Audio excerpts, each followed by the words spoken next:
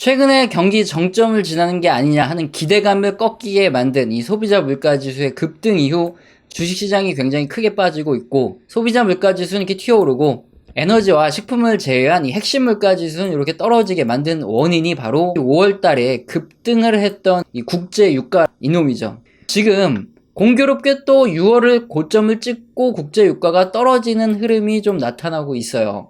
그래서 만약에 6월 한 달간에 국제 유가가 이렇게 뚝 떨어지게 되면은 다음 달 발표되는 소비자 물가 지수는 또 떨어지는 흐름이 나타나면서, 경기 정점이 이제구나 하면서 또 주식시장이 상승할 수 있는 빌미가 주어지게 됩니다. 그래서 지금은 국제유가가 어떻게 움직이는지 이게 가장 중요한 시기라는 거죠. 그래서 이제 집중적으로 국제유가라든가 아니면 원자재에 대해서 한번 알아볼 텐데, 그림을 보겠습니다. 빨간색이 뭐냐면은 구리 가격이고요. 지금 이 녹색 있죠? 이게 국제유가예요.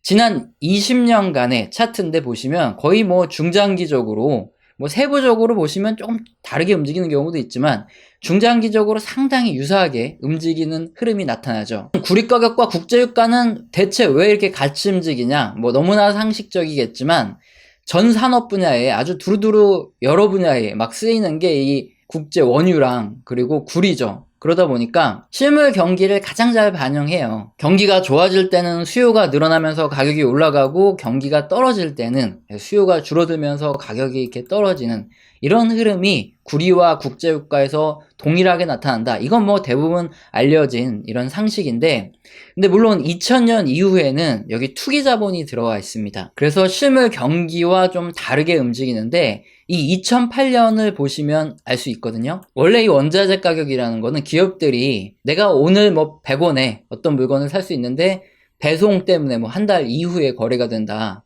그러면 한 달 이후에 150원으로 올라있고 그러면 엄청나게 손해를 보잖아요. 그러다 보니까 이걸 해지하기 위해서 미리 살 수 있는 권리, 즉 선물을 통해서 원자재 가격을 해지하는 뭐 이런 수단으로 주로 활용을 했는데, 투기 자본이 들어오면서 달라졌죠. 2008년에는 사실상 2007년부터 글로벌 경기가 꺾여 내려가기 시작했는데, 그때 당시에도 투기 자본들이 들어와서 2008년 주식시장이 막 폭락하고 있던 와중에도 보면 국제유가랑 구리 가격이 이렇게 급등하는 걸 볼 수 있습니다. 물론 이게 경기와 상관없이 뭐 무한정 오르거나 그러는 건 아니죠. 어차피 경기는 따라가는데 투기 자본들이 서로 이렇게 경쟁을 하다 보니까 맨 마지막 고점 구간이 한 몇 개월 정도 실물 경기와 다르게 움직이는 경우가 발생하더라 이거예요. 그냥 상식적으로 선물 시장에 기업들이 아니라 투기 자본들이 들어오면서 실물 경기와 약간 시차를 두면서 원자재 가격이 움직인다. 이 정도만 알고 넘어가시면 되는데, 최근에 보시면은 이게 확대한 그림이에요. 이 그림을. 구리 가격은 이렇게 뚝 떨어지는 흐름이 나타나는데 국제유가는 쭉 올라가는 이런 흐름이 나타나고 있다 이겁니다. 3월, 4월 여기를 계기로 해서 대부분의 뭐 비철금속부터 이 산업재, 뭐 금속 이런 것들은 떨어지고 국제유가만 쭉 올라가는 움직임이 좀 다른 현상이 나타나고 있는데, 이거를 좀 우리가 알아봐야 된다는 거죠. 첫 번째로 구리 가격이 하락하는 이유는 글로벌 경제 성장률 전망치죠. 경제가 얼만큼 더 증가할 거다, 이게 낮아지고 있다 이거죠. 그림은 최근에 발표된 OECD죠. 경제협력개발기구, 얘네가 발표한 글로벌 GDP 성장률 전망치입니다. 화살표가 이렇게 왼쪽으로 흘러간다는 소리는 전에 발표했던 이 경제전망 전망치보다 요번에 좀 더 떨어졌다. 그런 국가들이 어디냐 이렇게 쉽게 알 수 있는 건데, 대부분의 국가들 있죠. 자원을 이제 수출하는 이런 국가들 빼고는 대부분의 국가들이 다 GDP 성장률이 둔화되면서 경제 성장률이 더 떨어질 거다 예상보다, 이렇게 얘기를 하고 있어요. 이유는 뭐냐? 바로 러시아와 우크라이나의 전쟁 때문에 뭐 인플레이션이 심해지고 원자재 수급이 어려워지고 이런 것들이 이유라는 거죠. 그리고 여기에 중국이 지금 제로 코로나 정책을 사용하고 있죠. 그래서 언제 또다시 뭐 도시가 다시 봉쇄될지 아무도 예측을 못하는 이런 상황입니다. 자, 그럼 여기에 빨간색에 이 구리에 투자하는 투자자들의 입장을 보면, 앞으로 경제 성장률이 좀 둔화된다 그러면은 전체 산업에서 구리가 많이 쓰이는데 산업재 수요는 점점 감소할 거예요. 그럼 구리의 가격이 뭐 단기로는 모르겠지만 경제 성장률이 쭉 둔화된다는 전망이 나오고 있는데, 뭐 중장기적으로 투자한다 그래도 구리 가격이 쉽게 오를 거다 이렇게 예측을 하긴 힘들죠. 단기적인 관점에서도 마찬가지죠. 중국이 갑자기 뭐 어느 도시를 또 봉쇄한다 이런 얘기가 나오면은 그 사용량이 확 줄어들어 버리면서 구리 가격이 또 폭락을 하게 됩니다. 그래서 구리에 투자하는 투자자들은 뭐 단기든 중장기든 참 투자하기가 애매한 굉장히 어려운 상황이죠. 그러다 보니까 구리뿐만 아니라 납도 대표적인 이 산업재에 쓰이는 이런 자산이 지난 4월, 3월 말부터 해서 뚝 떨어지고 있고, 알루미늄도 마찬가지예요. 3월부터 해서 계속 지금까지 떨어지고 있고요. 이 니켈 같은 경우에도 산업재로 굉장히 많이 쓰이는데 얘네도 3월부터 계속 떨어지고 있는 이런 전체적인 산업재에 많이 쓰이는 이런 원자재들이 가격이 지금 많이 떨어지고 있는데, 근데 국제 유가는 뭐 이런 경기 침체 이슈나 중국 봉쇄 이슈 뭐 이런 거 아랑곳하지 않고 최근까지 계속 쭉 올라갔죠. 이렇게 국제 유가가 올라간 가장 큰 이유는 일단 여러분 다 아시겠지만 러시아와 우크라이나의 전쟁이 장기화되고 있으면서 러시아에 대한 에너지 수입이 제한을 받고 있기 때문이고요. 또 다른 이유는 산유국들이 좀 보수적으로 증산을 해서 생산량이 빠르게 늘어나지 않는 건데, 여기에는 물론 미국의 셰일 오일도 생산량이 빠르게 늘어나지 않는 것도 포함이 되는 거죠. 이런 대표적인 이유 때문에 경기 성장 둔화 우려, 중국의 봉쇄에도 불구하고 원유의 투기적인 포지션이 많이 늘어나면서 4월 중순부터 이렇게 6월 초까지도 국제 유가가 쭉 올랐던 겁니다. 그러면 이번에 이제 변곡점을 찍고 앞으로 이렇게 점점 내려가느냐, 아니면 또다시 막 올라가고 난리를 치느냐, 이런 걸 알아보려면 일단은 우리가 생각했을 때 가장 큰 원인이 되는 러시아와 우크라이나의 전쟁이 휴전이 나오거나 대화를 한다거나 이런 기류가 관찰이 돼야 되겠죠. 아니면 뭐 유럽에서 러시아에 대한 에너지 수입 금지, 요게 사실상 뭐 별 실효성이 없지 않냐, 그러니까 이제 유럽 다 죽게 생겼으니까 그냥 러시아에 대한 에너지 제재는 좀 풀어주자, 이런 얘기가 나오든, 뭐 그렇다면은 유가가 좀 떨어질 수 있고요. 다음으로 한유국들이 생산량을 늘리면 그럼 또 유가는 좀 떨어질 이런 트리거가 생기는 거죠. 그런데 너무나 정치적인 문제들이죠. OECD 경제 전망 자료를 다시 한번 보면은 국가별로 좀 보기 편하게 이렇게 제시한 자료인데, 경제 성장률이 가장 많이 떨어지는 국가들이 뭐 에스토니아부터 슬로바키아, 독일, 이탈리아 등 이렇게 유럽 국가들이 전체적으로 경제 성장률이 뚝뚝 떨어집니다. 러시아산 천연가스와 석유 수입을 하지 않기로 결정을 하면서 유럽에서는 진짜 인플레이션이 어마어마하게 급식심해지고 있고요. 경기 침체가 뭐 시작되고 있다, 이런 얘기가 나올 정도로 경제가 굉장히 어려운 게 지금 유럽의 상황이라는 거죠. 자, 반면에 러시아에다가 뭔가 제재를 가하게 되면은 러시아가 타격을 입어야 되는데 전혀 타격이 없어요, 사실상. 지금 보시면 이게 루블화 환율인데 전쟁 전에는 뭐 거의 75, 뭐 80 여기를 왔다 갔다 하던 그 루블화가 잠깐 스위프트 배제 때문에 이제 130까지 이렇게 확 치솟으면서 루블화가 폭락을 했다가 다시 푸틴이 원자재에 대해서 루블화로만 받겠다 했더니 갑자기 루블화의 가치가 급격히 강세를 보이면서 지금은 오히려 전쟁 전보다도 그 당시에 뭐 7, 80 요 상태보다 거의 뭐 50대로 떨어졌어요. 루블화의 가치가 휴지 조각이 돼야지 러시아의 경제가 어려워지는 건데, 이렇게 루블화의 가치가 강세가 된다는 소리는 지금 러시아는 굉장히 좋다, 이 소리입니다. 마찬가지로 국제유가도 계속 전쟁 이후에 치솟고 있잖아요. 그러다 보니까 러시아가 인도라든가 아니면 중국 등에다가 30% 정도 할인서 판다 그래도 일단 루블화 강세 때문에 또 국제유가도 많이 올랐잖아요. 그러니까 그렇게 큰 손해를 보지 않고도 수출을 아주 잘하고 있다, 이거예요.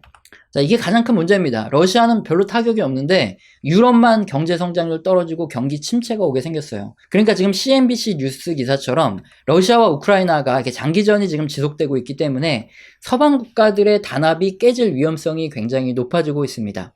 지금 유럽 국가들에서는 자국 경제가 다 망가지는 판국에 러시아는 너무 좋아요. 그러니까 러시아가 계속 장기전을 하고 있으니까 이거 우크라이나를 도와야 되냐, 얘는 좀 휴전 좀 했으면 좋겠다, 이렇게 생각하는 국민들이 점점 설문조사를 해보면 늘어나고 있다는 거죠. 자, 그런 상황에 러시아와 우방인 중국만 또 굉장히 좋아지고 있습니다. 일단은 러시아로부터 30%나 저렴한 원유를 수입하고 있어서 원가 부담이 없는 곳이 지금 중국하고 뭐 인도죠. 이게 상해종합지수인데 엄청나게 올라가고 있죠. 그리고 여기 뉴스 보시면은 이제 방역에서 경기 부양으로 이 노선을 바꿨어요. 다른 국가들은 지금 인플레이션 때문에 어쩔 수 없이 금리 올리고 긴축하고 이렇게 해야 되는 상황에 중국은 훨씬 더 나은 상황이죠. 왜냐면은 미국에서도 지금 인플레이션 때문에 중국의 고율 관세를 인하하겠다, 이렇게 나서고 있어요. 그러니까 중국 입장에선 원가 부담도 줄어드는 상황, 여기에다가 또 미국으로 관세가 줄어드니까 수출도 좀 더 늘려보겠다. 그리고 이제 경기 부양 좀 해봐도 되지 않겠냐. 이런 상황이죠. 그러니까 중국 시장의 주가는 다른 나라 다 죽어가는데 혼자 올라가는 거겠죠. 자, 그러면 뭐 어쨌든 투자를 하고 있는 우리가 확인해야 될 것은 과연 국제유가가 지금 변곡점이 어떻게 나타나냐, 일단 여기 고점 찍고 떨어진 거냐 아니냐, 요것들을 우리가 확인해야 되는데, 첫 번째 정치적인 상황에서 일단 러시아와 우크라이나가 전쟁이 어떻게 될지 요 문제는, 사실 지금 뉴스를 보면은 유럽은 일단 젤린스키한테 정치적으로 뭐 우리 뭐 잘하겠다, EU에 가입해라 뭐 어쩌고저쩌고 하는데, 근데 우크라이나는 정작 지금 추가적인 무기가 잘 공급이 안 되고 있어가지고 아 좋다, 근데 일단은 무기를 좀 더 달라, 이렇게 요구를 하고 있어요. 그러니까 어쨌든 이 뉴스만 봐도 그러니까 당분간은 좀 이런 정치적인 문제는 해결이 어렵겠다, 이런 생각이 들고요. 대신에 또 유럽에서 이 내부적인 문제로 인해 가지고 러시아에 대한 에너지 이제 수입 규제를 그냥 풀자, 이런 목소리가 나올 수 있는데, 요건 정말 뭐 몇 주만 해도 나올 수 있기 때문에 이런 것들은 계속 열심히 모니터링 해보는 수밖에 없습니다. 그러면 이제 국제유가 좀 떨어질 수 있는 트리거가 되고요. 자, 그렇다면 또 두 번째, 산유국들의 증산에 대한 이 모니터링인데, 현재 사우디에서 증산할 여력도 굉장히 크고, 뽑아낸다 그러면 사우디에서 확 뽑아내버리면 국제유가가 떨어질 수 있는데, 바이든 대통령이 이제 사우디 방문을 하죠. 다음 달에 방문을 해서 어떤 얘기가 좀 나올 것 같습니다. 근데 그 결과가 어떻게 될지는 역시나 정치적인 문제라서 우리가 모니터링을 해볼 수밖에 없고요. 자, 그리고 바이든 또 내부적으로 셰일 오일도 생산을 해야 되니까 석유 기업 CEO들을 다음 주 좀 미팅에 초대를 했습니다. 그래서 서로 어떠한 얘기가 오고 갈 것 같고요. 그렇게 되면 셰일 오일이 좀 더 나올 수 있으니까 이런 것도 한번 좀 기대를 해봐야 되겠는데, 이것도 역시나 정치적인 문제라서 쉽게 조율이 날지 안 날지 이건 좀 지켜봐야 되겠죠. 난 국제유가를 예측한다, 이게 변곡점이냐 아니냐 이런 거 예측하는 건 굉장히 어려운 건 이건 사실이죠. 하지만 우리가 투자를 하고 있는 입장인데, 여기서 지금 국제유가가 가장 중요한 요인이 되어버렸어요. 이게 잡혀야 인플레이션도 잡히고 주식시장도 좀 반등하고 하는 건데, 이게 안 되면 굉장히 어렵다는 거죠. 그렇기 때문에 지금은 이제 정치적인 상황부터 해서 수요 공급적인 상황, 이런 것들을 열심히 체크하면서 국제유가가 이게 변곡점으로 정말 고점을 찍고 좀 떨어져 주냐, 아니면 여기서 막 더 치고 올라가냐, 이런 것들에 대해서 계속 관심을 가질 수밖에 없는 이런 상황이고, 이게 다른 무슨 경제 지표들보다 훨씬 더 주가를 빠르게 끌어올릴 수 있기 때문에 요 문제를 우리가 좀 집중해서 보고 확인을 해야 된다, 이거죠. 주식시장이 굉장히 안 좋습니다. 지금 뭐 물려 계신 분들도 굉장히 많고, 걱정돼가지고 불안해가지고 잠을 못 자시는 분들도 굉장히 많으실 거예요. 그러다 보니까 그냥 덮어놓고 뭐 매도해라든가 손절 때려라 뭐 이런 얘기를 하진 않아요. 사실 뭐 손절해라 이러는 사람은 작년에 손절하라고 했어야 되죠. 뭐 이렇게 다 빠진 다음에 여기서 뭐 조금 더 빠지니까 이제 손절하고 뭐 내 말 맞지 않냐 막 이렇게 얘기하시는 분들도 굉장히 많은데, 그거는 좀 아니라고 생각합니다. 일단 힘내시길 바라고요. 이렇게 어려운 시기에도 가끔 우리 채널에 후원 주시는 굉장히 감사하신 분들이 있습니다. 제가 또 감사하단 말로 때울 수는 없죠. 한 달 교육을 하고 있으니까 영상 설명란 읽어보시고 해당되시는 분은 꼭 메일 주시길 바랍니다. 오늘 영상도 마음에 드셨다면 구독과 좋아요는 꼭 눌러주시고요. 지속적인 시청 부탁드립니다. 감사합니다.